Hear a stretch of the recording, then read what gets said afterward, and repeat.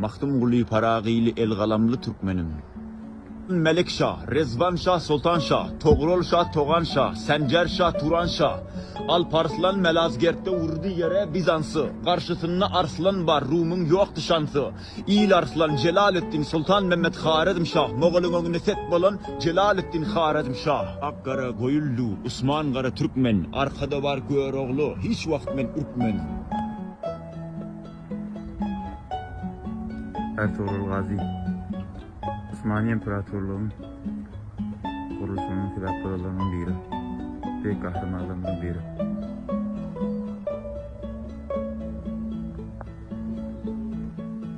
Tuğrulbek, Selçuk İmparatorluğu'nun en baş koplardı.